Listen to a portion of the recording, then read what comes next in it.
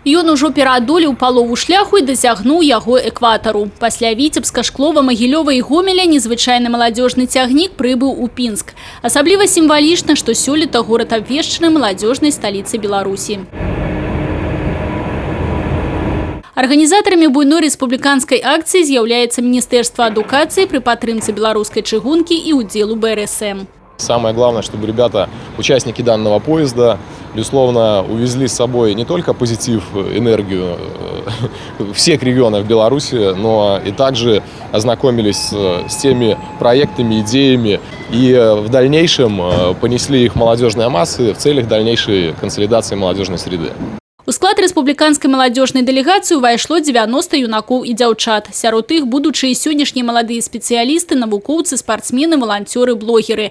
Акрамя знайомляльных экскурсій і культурнай праграмы, у кожным горадзе удзельнікаў праекта чакаюць сустрэчы з прадстаўнікамі мясцовых улад, дэпутатамі, лідарамі грамадскіх арганізацый. У нас очень много творческой, креативной молодежи. И потом в Пинске есть условия. Возьмите нашу пешеходку, возьмите другие площадки. Не каждый город-100-тысячник похвастается вот такой открытой площадкой, потому что сегодня молодежь в замкнутом пространстве, в общем-то, не очень желает общаться. А сегодня наша задача, в том числе молодежной политики, находить индивидуальность в каждом молодом человеке.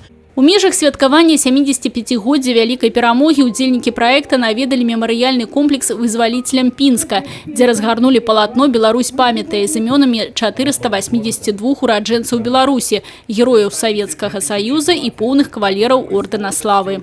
Это очень символично. Это молодежи позволяет любить свою страну, ценить те воспоминания, да, и проживать это на себе. Потому что посещение всех мемориальных комплексов без дрожи на теле, они просто не могут нас оставлять равнодушными.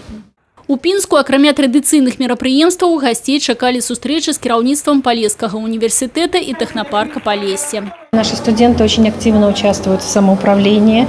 Это и самоуправление в общежитиях, это и различные волонтерские отряды, и культурно-массовые мероприятия, и даже учебный процесс, который выстраивается с учетом мнения наших студентов, нашего будущего.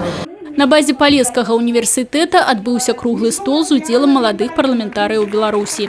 В стране эффективно реализуется государственная молодежная политика. Это, в принципе, такой важный сегмент в целом государственной политики. Есть государственная программа, которая реализуется эффективно, благодаря которой реализован огромный пласт мероприятий, молодежной тематики. Они затрагивают различные сферы жизнедеятельности.